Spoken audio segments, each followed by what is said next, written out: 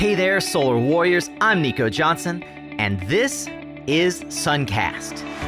Each week, I pull back the veil on the life and business insights of clean tech entrepreneurs building the most noble and impactful companies of our time. I hope what you learn from this conversation is a catalyst for your own growth. So thanks for tuning in, and welcome to our tribe.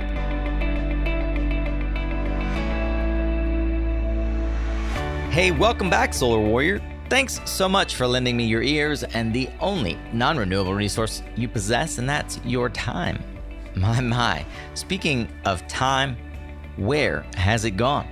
It feels like just yesterday we were getting this little podcast off the ground, and here we are, episode 399 with over 400,000 downloads to the podcast.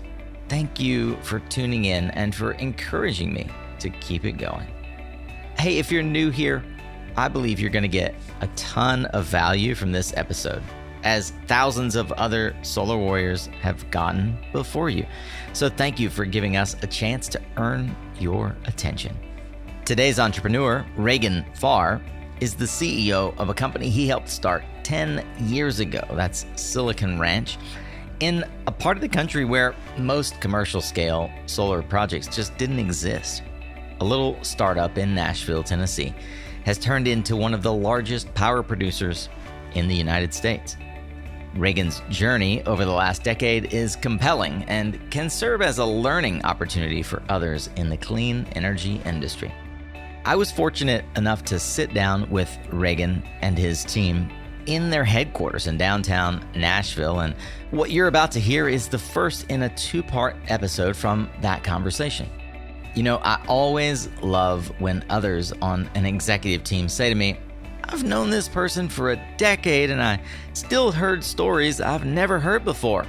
That's when I know we're really getting somewhere. And that's exactly what Matt Beasley, Chief Commercial Officer at Silicon Ranch, said when we wrapped this recording. So buckle in, you're going to enjoy it. I'd love to give a nod as well to Krista Spencer and the Green Apple team for inviting me to do this interview and helping usher this process along. Thank you. I am in your debt. And if you like what you hear, be sure to subscribe to Suncast in whatever podcast player you're tuning in on right now, as that's how you can ensure that you won't miss out on our twice weekly content just like this. Of course, you can always check out the more than 398 additional founder stories and startup advice over at mysuncast.com. And while you're there, hit that subscribe button to the newsletter as well, so I can keep you up to speed on the latest happenings, travels, and musings of the Suncast tribe and yours truly. For now, get ready to tune up your skills, Solar Warrior, as we tune in to another powerful conversation here on Suncast. Today, we have an amazing opportunity to look inside of one of the companies that many of you have actually expressed to me, and I certainly have noted over the years, is, if by no other milestone, of which there are many, has achieved notoriety in the industry for having one of the best names, in my opinion, of the solar and, in fact, clean energy revolution. I get the distinct honor of sitting down with one of the co-founders of Silicon Ranch Corporation to mark the 10th anniversary of that organization and its impact on not just the broader clean energy transition, but more specifically, the Southeast, where I call home, where I was born. We're going to look inside what it looks like to build a company that has purpose, that scales effectively, that has a rock star team. And the person through which we get to do that is Reagan Farr, one of the co-founders, the former State of Tennessee Commissioner of Revenue, who, with Matt Kisber and former Governor Phil Bredesen, formed this company 10 years ago this year. Reagan, welcome to Suncast. Thank you, Nico. I'm very excited to sit down and speak with you today. The pleasure is mine. Trust me. I have, apart from all of the wonderful things I know we're going to discuss, it is, for those who aren't perhaps watching on video, the first time that I've ventured out of my studio to do a live in-person interview. And in some ways, maybe this is practice for our podcast lounge for Solar Power International. And I'm grateful for the invitation by your team and the Green Apple team to have me come in to Nashville and sit down with you to overlook some of the things that you and the team here have helped bring to Nashville. But you aren't from Nashville. Are you from the Southeast? I'm from the Southeast, grew up in Baton Rouge, Louisiana, son of a college professor, so I taught at LSU. Went from there to Chapel Hill, North Carolina, close to where you live now, Indeed. and then came out of law school. And it really, if you grow up in the Southeast and you're young and you want to land in a big city, it's really Atlanta, especially back at the time period that I was coming out of law school. It was Atlanta, Charlotte, or Nashville. And I was very fortunate in that I chose Nashville as a landing pad, and I have just had an opportunity that the city embraces people from outside of Nashville. In fact, a lot of outsiders in Nashville. If you've lived here as long as I have, you can almost say you're a Nashville native because no one's really from Nashville that you meet. Yeah, it's a great community. My professional career has grown as the city has grown, and it's really been a pleasure to see everything, all the changes that have happened that we can benefit from today. Yeah, we're going to talk about the underpinnings of economic development as we overlook the Cumberland and the Nissan Stadium that Governor Bredesen helped bring the Titans into and create here as one of the many pulses of life here in downtown Nashville. You hinted at something that I often like to probe, and in particular when someone is the product of a household where there is a specific academic track. You mentioned your father's a professor. What was dinner like around the Farr household when you were coming up? Yeah, it was very traditional. So of all my friends, they said, you kind of have the Beaver Cleaver household. We always had our family dinners together. Yeah. Always had guests who would come. My friends would always come and share. I have an older sister who's a year and a half older than me. Her friends would be there. So it was very nice family time. Grew up in a close family and have stayed very close to. It's a small family, just the one sister. We talked about a whole lot of different things, not always intellectual, but always had good dialogue. And I think curiosity ruled the day at the table, and that's a good way to be brought up. Yeah. Do you remember at what point you started thinking about fantasizing what you would be when you grew up? What did that look like? So I look back and I'm kind of amazed that I didn't give more thought to what I wanted to do. It was interesting. I was fortunate. I got all kinds of inbound college recruiting mailers, but I never thought of anything other than going to LSU, which at the time was open admission. You just showed up and started going there if you could pay tuition. I guess because my dad was a professor, my mom was an elementary school teacher, I kind of assumed I would be in academia myself. Always enjoyed school, went to LSU, paused for a little bit to test the job market, and then very, very rapidly got a fellowship and went back into grad school. And probably would have been a professor, but for a friend of mine's mother who really encouraged me to think more broadly. And she's like, you would be an incredible attorney. She's like, have you ever thought of going to law school? Ironically, I never had, and I was right in the middle of a fairly intense postgraduate curriculum and realized I wasn't as excited about the curriculum. It's very heavy math, econometric modeling courses, and decided to give law school a shot. And that was a very important inflection point in my life.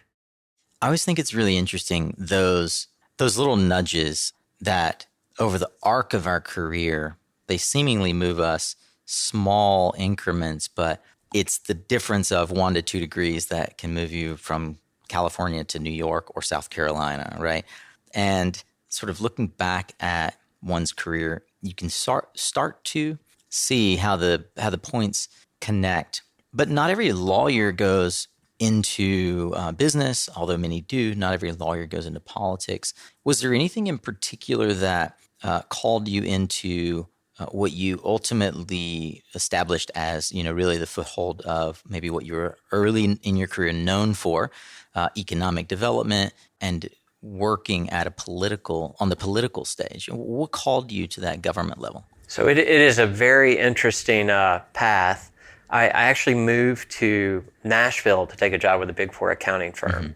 Was fortunate when I was given the opportunity to join the firm, they said, you can be one of 22 hires in Atlanta, or we're opening a Nashville practice, and it will be you and a partner. And I was like, well, I will take that one. And that was another one of those. I'd never been to Nashville, had driven through Tennessee, never stopped. So it was fortunate. Through that experience, was able very early in a career to work with marquee clients and have experience just by being around thought leaders and business leaders to have more exposure than I would have had I joined a larger city office like Atlanta. It was really through my engagement with the Tennessee Department of Revenue at a very high level, the director of audit, because most of my clients were very large. Their proposed assessments or tax issues had big dollars attached to them. So I would engage with the director of audit to try to get a lot of that settled. She ended up being the individual that offered me the opportunity to join state government. When Governor Bredesen was elected for his first term, he offered the commissioner position to the former director of audit. And she called me at the time. I was exploring the possibility of relocating to South Florida, Miami, Fort Lauderdale. I was traveling every week, and that's kind of hard. It's not as glamorous as it sounds. Trust me, I know. I've been in that world. So I was really at a point where I either needed to go ahead and say, I'm going to relocate to Florida and just be all in. I'm going to be a partner at a Big Four firm. Or I had this opportunity. Lauren asked me, it was Lauren Chumley, she said, do you want to be my deputy? Wow. It was interesting. I had really not thought of state government as an aspirational goal, but the Department of Revenue has roughly 1,300 employees. It was a great opportunity to come in and really have management experience at a different level. And I was like, I'm going to do this for 18 months, and then I can write my ticket. Right. So I just thought of it as a stepping stone. And when I joined, I think I got a whole new appreciation for what public service means, the opportunities to have a disproportionate impact because you have all of the tools of government at your disposal, and really fell in love with working for Governor Bredesen and some of the opportunities that role in government presented. And that 18 months very quickly turned into 8 years as those things happen. I think that a lot of folks know that you and your co-founder, Matt Kisber, were co-commissioners under Bredesen. One of the things that I found myself thinking about is, if I don't know anything about government and all I'm thinking about is renewable energy development, and I take for granted that there's other people on my team in policy whose job is to help our company navigate the government affairs stuff, do I actually know what a commissioner does? So I'd love it if you could give me maybe the high level 101 of how and why commissioners work on behalf of the state government and the governor, and your role in particular as chief revenue officer, because I know what a chief revenue officer is for a corporation, but how's that different in government? So in Tennessee, the Department of Revenue administers all of the tax laws for the state and administers the Department of Motor Vehicles, so automotive licensing. Not exactly what you think would be a position to really have entree or insight into the renewable energy space, but you're managing an organization that touches literally almost every person in the state of Tennessee and every business that does business in the state of Tennessee. And at the commissioner level, companies that are making large investment decisions, they want to know how those investment decisions are going to be impacted by tax policy. Yeah. It's interesting. Tax is a space, where clarity is beneficial to both tax administrators and taxpayers, but it's very difficult to draft a statute or regulation that addresses all situations. So you're constantly engaging on gray areas. It really gives you a chance to sit down at the table when you're practicing tax at that level. I thought the fact that I had been on the industry side of the table multiple times representing taxpayers, it really helped me in my role as the tax administrator try to problem solve. Yeah. So instead of, one thing I was very proud of my time in office working with Governor Bredesen, we really pivoted from a state that would take a position, The taxpayer would take their position, and if we couldn't find overlap or area of agreement, we would just litigate and let the courts decide. My approach was always, let's figure out if we can find a path forward that we both agree on. And if not, I'm the seat of government, so I'm going to draft a clarifying statute. So I got to be very active in drafting tax legislation and clarifying policy. And I think that is a purposeful way of problem solving, other than saying, well, we don't agree, let's punt it to a judge who may or may not be a tax expert or understand the implications of his decision. But you're an administrator. The governor has such a broad role. He's got to appoint subject matter experts to run these different divisions. And it's interesting because you step in, governor has a 4-year term in the state of Tennessee, and you can't serve more than 2 terms. So when you step in, the average tenure in state government is probably 20 plus years. The supermajority of the workforce is protected by civil service laws. So you're sitting in front of an audience who has been there longer than you, probably knows more about what they're doing than you know. And they say, this is the 3rd or 4th guy or gal that I've seen step in and want to make change, because everyone comes in with a change agenda. You have to convince them to come on the journey with you, because if they don't, you can't steer an organization just from the top. Yeah. So it was an incredible journey to have to sell my vision, not just to the governor and the legislature, but really sell my vision to the administrative staff of my own department, because that's the only way you can truly affect change in government. Is the commissioner elected or appointed? Commissioner is appointed. Okay. My fellow colleague, Matt Kisber, he was also appointed as Commissioner of Economic and Community Development, which is the business recruitment arm of state government. But I always laugh because he was also the youngest elected state legislator in the history of Tennessee. Yeah, 23 years old, right? 23 years old, coming straight out of Vanderbilt, Amazing. Decided to run for office. When you meet us, you can always say, so this guy ran for office and this guy was appointed. It's very obvious, the 2 different personality types when you meet us. There's an amazing Facebook video that I watched of him. He unseated incumbents across the aisle and in his own party at such a young age. I look forward to meeting Matt, because I've enjoyed learning how you all complement one another, just sort of exploring how Silicon Ranch came about. The way that you've described the commissionership, is that what it's called? Commissionership? Yes. Okay, perfect. That was a total guess. The way that you've described the commissionership in Tennessee, is it the same in all state government? Not always. Every state has its own peculiarities, but in Tennessee, the governor appoints the commissioner. The commissioner probably has, depending on the department size, anywhere from 3 to a dozen positions that they can appoint. And otherwise, your whole staff is permanent state government employees. So you're inheriting a vast infrastructure. Did you have large team management experience before this? So the first Big Four firm I worked with, I worked under a partner. And as she said, right as I became valuable to her, I left and went to a competing Big Four firm and helped start up the tax practice for them. Yeah. So I had grown a practice, and this is back in the early 2000s, to $3 million of revenue, which now doesn't sound like much, but back then it was a very meaningful presence. So I had built a team, but never at the scale of what the Department of Revenue had. Yeah, I appreciate that insight. I often talk here with folks about the difference between intrapreneurship and entrepreneurship, that ability and obvious desire and instinct for you to seek creation within a corporation, going to Nashville versus Atlanta, getting that opportunity to show yourself and like test your mettle. I really appreciate that. For me, early signs of entrepreneurism.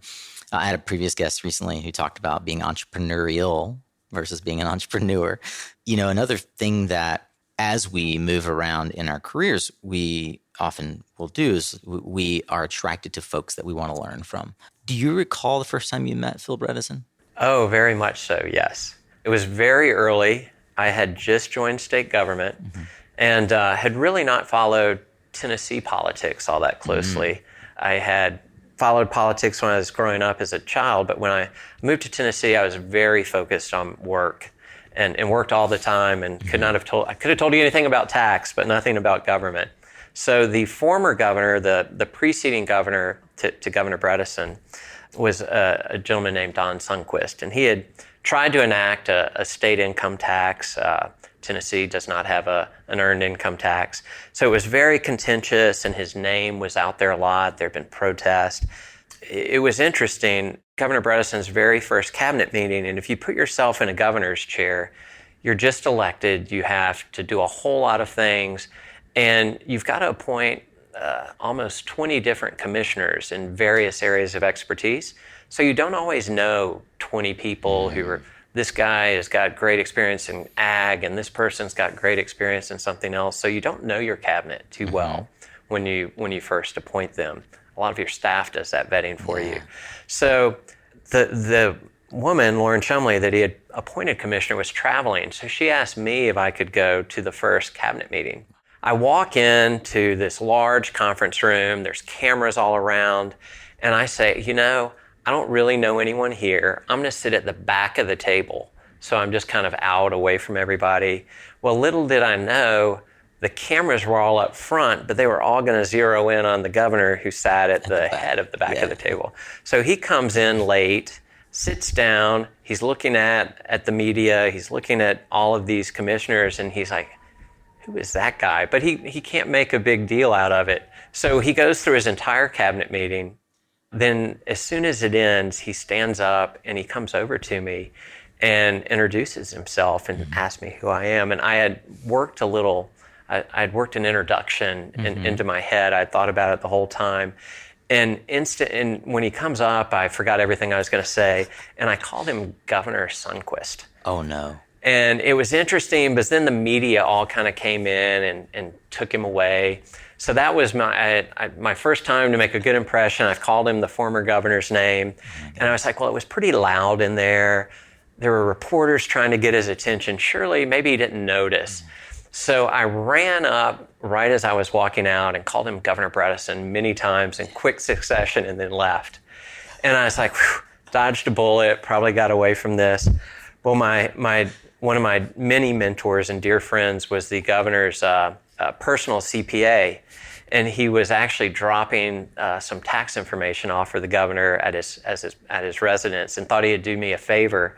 And he's like, Governor Bredesen, you've got a really bright young man working for you, Reagan Farr. And the governor's like, no, I don't recognize that name. And he's like, yes, he's your deputy commissioner of revenue. And the governor's like, yes. Called me Governor Sundquist the first time he met me, then tried to cover it up by coming up later and calling me Governor Bredesen.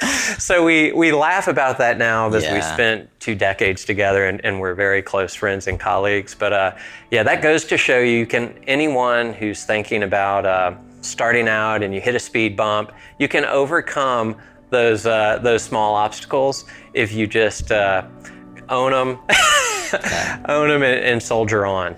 I love that. Hey, want to protect your margins and get projects over the line fast? Look, we all know solar development teams waste millions of dollars every year on inefficient development. We both know that the old school methods of engaging with stakeholders, collaborating on documents, and even pitching investors is literally starving you of the one thing that you won't get back: time. You need greater velocity in your deals that only comes from tried and true, duplicatable processes, so your margins aren't constantly under attack. And in an increasingly competitive marketplace where even big oil's getting in on the green gold rush, the right software will help keep your team focused and in control of what really matters. Lucky for you, Enian Project Manager is purpose-built software made for developers by developers. Sign up for free now and start moving faster with software made just for you. Go to enian.co and see what Enian Project Manager can do for you. That's ENIAN.co.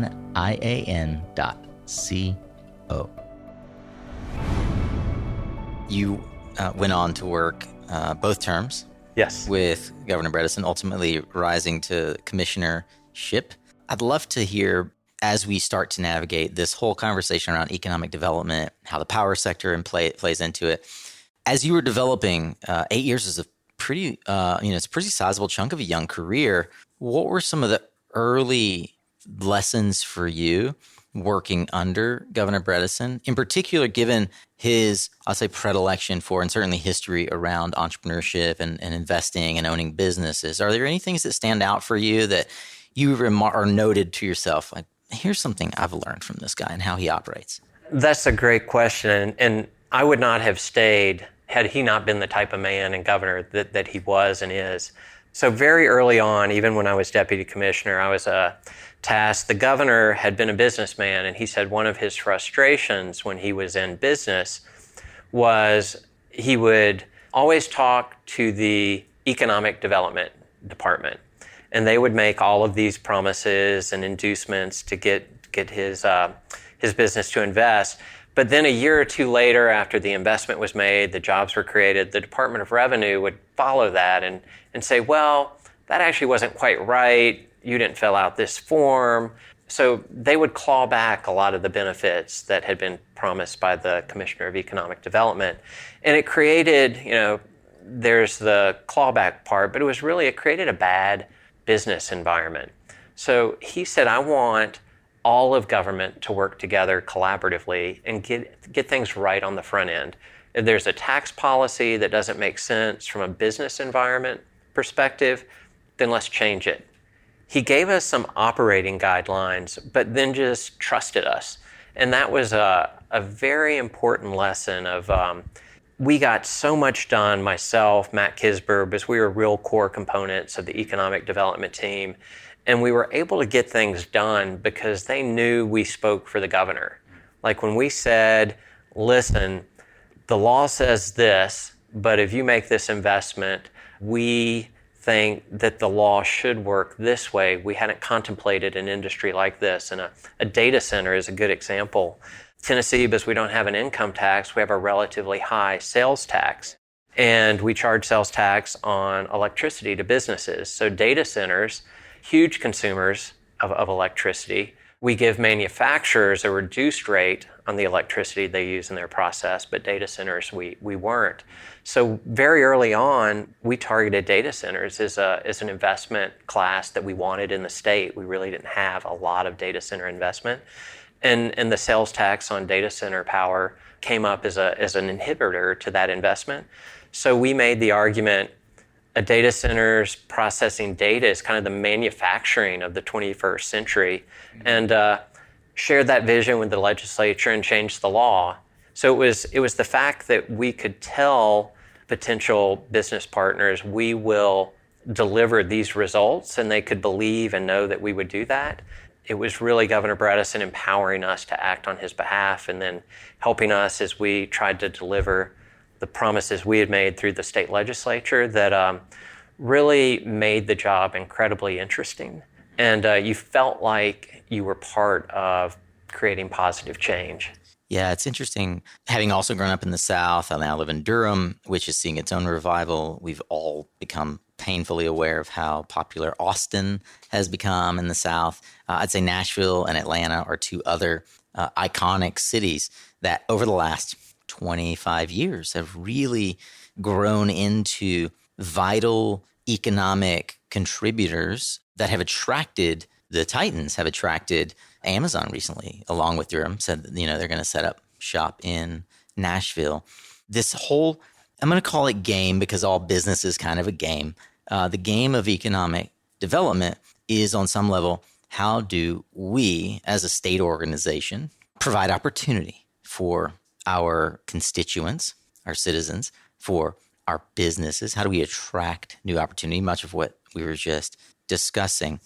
And in large part, what many listeners may not know, we've just learned about Tennessee, is true in a lot of states, that one of the big economic engines is the ability to, in some way, reduce operating expenses for companies for a period of time or indefinitely to attract them, which creates jobs, it creates stability, it creates growth.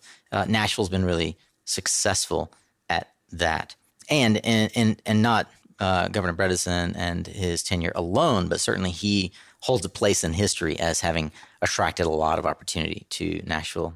Do you remember a specific period in time where the narrative around electricity and how we produce and consume it started to change? Were there any particular moments where perhaps you internally or Governor Bredesen were influenced by outside sort of thought leaders or conversations that suggested that there's this thing called solar or clean energy, and it's potentially going to not only change the way we think about electricity, but offer us economic development opportunity?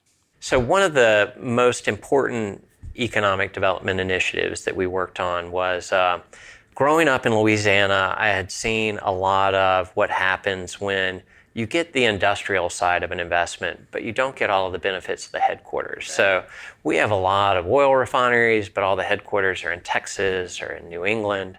Yeah, you got good jobs if you worked at the plant, but you got all of the negative externalities and not a lot of the positives that you might get if the executive lived in that community. So we focused under Governor Bredesen's tenure on recruiting headquarters to the state. And one of the most important headquarters we recruited was Nissan North American's manufacturing headquarters. And during that process, which lasted a period of years, got to know Carlos Ghosn. And, Nissan was very early in EV adoption. So it was interesting. I will never forget one of it was one of those data points in my journey around how to think about renewables and the energy transition. We had worked with Nissan quite a bit because they ultimately relocated their headquarters here. We'd also worked with Volkswagen, who we recruited their North American manufacturing facility to Chattanooga. And we were you're dealing with the leadership of Volkswagen, you're dealing with the leadership of Nissan, and Nissan was transitioning very early to EV, electric vehicles, and Volkswagen was very much focused on skipping electric vehicles, wringing efficiencies out of the internal combustion engine and going straight to fuel cells. And I was at dinner and I had the chance to ask Mr. Ghosn, I was like, you are betting on electric vehicles. Just talked to the CEO of Volkswagen a few weeks ago, and he's saying EV is nothing but a stepping stone to fuel cells. It was very enlightening for me, and I think his vision proved true. He said fuel cells are a very complicated technology. He's like, electric mobility is going to scale incredibly quickly, and sometimes scaling matters more than having the exact right technology. And that really stuck with me, and I think as time has played out now, and you see Volkswagen saying they're going to stop manufacturing internal combustion engines by 2035, I believe, maybe even 2030. So Carlos Ghosn's vision, I think, played out, and it was very interesting for me to file that away. That sometimes deployment at scale, especially in something like transportation, where you've got to build out an infrastructure, matters more than get out there and do it instead of just waiting until you've got every little thing figured out. That's a good lesson across multiple areas in an entrepreneurial environment. I think I seem to recall that there is a story around potentially how maybe Jeff Immelt and Tom Friedman had an impact on the narrative internally in the governor's office around, or at least inside of you guys' circle of conversations around what the energy infrastructure was going to look like moving forward. Sure. So it's a great example of how planning ideas can really lead to impacts going forward. Governor Bredesen had gone to a National Governors Association conference, and he heard Jeff Immelt, then CEO of GE, and Tom Friedman with the New York Times give a speech or host a panel, and they were saying energy transition is happening. Mm-hmm. And they're like, this is going to be something big. And you can look at it as we need to be in this space, because at this time oil is $100 a barrel. They're like, you can look at we need to be in this space for energy security reasons. You can look at it for we need to be in this space for environmental reasons, but we encourage you to look at it as we should be in this space for economic development reasons, because this is going to be a massive period of change, and it's going to be very entrepreneurial in the states that recruit the thought leaders in this space. are going to be the states where these businesses are started and ultimately scale. So it was interesting. Governor Bredesen came back from that Governors Association meeting and called Matt and I in his office and said, I want you to come up with a clean energy strategy for the state of Tennessee. And we looked and said, where we have been tremendously successful is in recruiting headquarters and in recruiting manufacturing. So we really said Tennessee's niche is going to be finding or recruiting components of the renewable value chain into the state of Tennessee. And we were very technology agnostic at that point. We went after biofuels, which was very big back then, wind manufacturers, and ended up recruiting 2 polysilicon manufacturers. We had TVA here as a great partner in economic development. Really, that was the part of the solar value chain. But also, I know you know Dean and the team at Shoals. Another example of, we worked with Shoals very early on what we could do to help support that very, very young company when it moved here. Dean started out in auto supply parts and decided the margins were so hard there that he was going to start and really started pivoting to supplying components for renewable manufacturing. And now they're one of the largest employers in this part of the state. Yeah, IPO'd, and Dean has joined a short list of billionaires who live in the state of Tennessee. I think Jeff Immelt and Tom Friedman were really had great foresight, and the governor had great foresight to act on it. That Shoals is here because Dean and his team found a business-friendly environment, and we supported them as a young industry, and now they're a rapidly growing, well-capitalized industry. That whole construct of you're going to pick winners and losers. You don't want to do that. You just want to create an environment that's conducive to let people succeed and or fail. Yeah. I think one thing that hurt our industry early on was that the DOE awarded, they kind of tried to pick the winners. And unfortunately, one of the companies they chose to back in a meaningful way was Solyndra. If I had $1 for every time someone mentioned Solyndra when we were first starting and selling the vision for what Silicon Ranch would be, I would have had a whole lot of dollars walking around. And they didn't understand that that's just one technology play in a very immense value chain. And it wasn't even what we were selling. We were selling the service of providing renewable electrons. Solyndra was trying to manufacture a product. My mind is drawn to the reality that as an economist whose job is to attract opportunity to a state, you are, by nature of your job, looking for data points that contribute to a narrative that not only you can defend financially, but that the governor can sell broadly as a plan. What data points did you, and particularly Matt Kisber as your sort of cohort that he had selected, look for that convinced you, among the many opportunities you could track to Tennessee, that the solar industry was a viable path forward? Were there any particular conversations or trips that... Yeah, so recruiting the polysilicon manufacturers, so at the time, Hemlock and Wacker were the number 1 and number 2 polysilicon manufacturers globally. Polysilicon's always been used in computer chips, so it was kind of this inflection point when the majority of the polysilicon manufactured was still going to computer chips, but they were starting to have the more volume go into solar wafers. So it was very early, and the price of solar was very high, but we were fortunate to be able to talk to these companies that were making billion-dollar-plus bets on what was going to happen in the industry. So working with them, getting an understanding of here's this core component of silicon-based solar modules, and all this capital is flowing into this, and part of that is going to bring the cost down. That was an interesting data point. And then we did a lot of, part of our economic development efforts were geared on how could we cooperate and have bilateral trade deals with China and with companies doing business in China. So we spent a lot of time traveling internationally and spent some time in China. And on one of those trade trips, Matt Kisber had set up a company tour where Applied Materials was putting a huge R&D facility in Xi'an, China.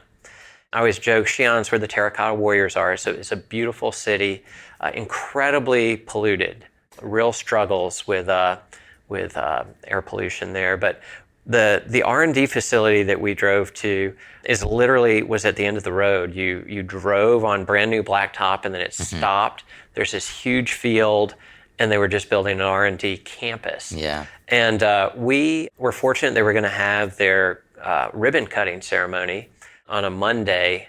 We got there on a Friday night and they had the head of the company there who had led the build out of this R&D facility. And he thought he was going to do a little 30-minute blue ribbon tour for some politicos.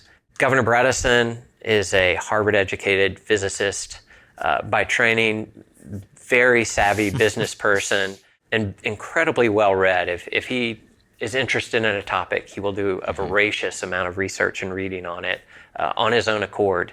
So we end up meeting this gentleman who's leading the tour, and I think he very quickly realizes we have a ton of questions.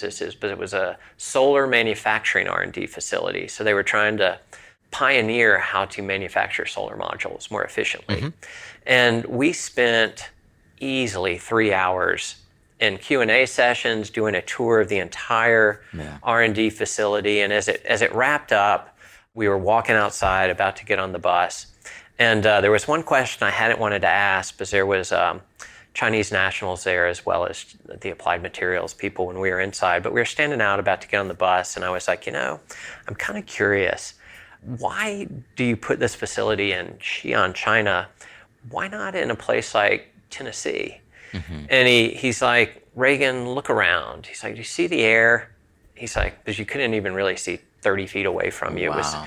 He's like, living here is the equivalent of smoking 2 packs of cigarettes a day. He's like, this is an R&D facility. We know that our technology is going to be pirated. He said, we think it's changing so quickly it won't matter because there'll always be a generation behind. But he said, we are here because the Chinese government has said they are going to line up behind deploying renewables in China. And he said, when China does something, they do it at scale. And if you want to play in that field, you better be here. So he said, that's why we put this plant here. And he's like, you have a unique opportunity because you're served by TVA. And I always say this shows we've been in the industry a long time. He was like, if you could get TVA to commit to buy 50 megawatts worth of solar a year for 3 years, we would put a plant like an R&D facility in Tennessee. Yeah. Because that would really create demand. 150 megawatts of demand. 150 megawatts over 3 years. So we build plants that size now. It's unbelievable. It was interesting. Filed away that data point and came back from that trip and really started giving a lot of thought to, all right, what tax policy or tax credit could the state of Tennessee enact that would help encourage the procurement of 50 megawatts of solar a day? And we had, in previous discussions, learned the Moore's Law of solar, which was for every doubling of deployed capacity, costs are going to come down approximately 20%. I started just running spreadsheets and saying, all right, how much of a tax credit do we need? And realized with just a few years, you wouldn't need a tax credit. That was my light bulb moment for there is a real opportunity in this space. That was the beginning of starting to draw up a business plan for Silicon Ranch. All right, Solar Warrior. Well, that's a wrap on part 1 of my journey with Reagan. And you've made it this far, so I gotta assume that you're as wrapped up in this discussion as I was. What happened next? How did Matt Kisber, Reagan Farr, and the team go from spreadsheets and PowerPoints to gigawatts of power plants? What were the twists and turns as they navigated product market fit, raised hundreds of millions in funding, and ultimately built an enduring platform 10 years in the making? Hopefully you've queued up part 2 for the next spare moment that you've got. It's worth it, trust me. If you're eager to keep learning, well, you, my fellow Philomath, can find the resources and highlights from this and every discussion over on our blog. That's also where we have the social media links, book recommendations, and all the interesting articles that I dug up in prep for this interview. Go to mysuncast.com and click on the show notes. And hey, since you're already going to be hopping online, Reagan and I would love to hear your reaction, takeaways, and thoughts on this part 1 episode. Would you mind commenting on my LinkedIn post about this episode, or make a post of your own and be sure to tag Reagan and myself? Well, as I said as well in the beginning, we are only 1 episode away from rounding out our next century. 400 episodes. Can you believe it? Thank you for helping us get there, Solar Warrior. I truly could not do this without you. And I also couldn't do this without our fantastic sponsors who help keep this content free for you. You can show them some love and learn more about their offer over at mysuncast.com/sponsor. That's also where you can learn how you too could partner with us to reach thousands of solar warriors and clean tech champions just like you. Remember, you are what you listen to. Thanks again for showing up, Solar Warrior. It's half the battle.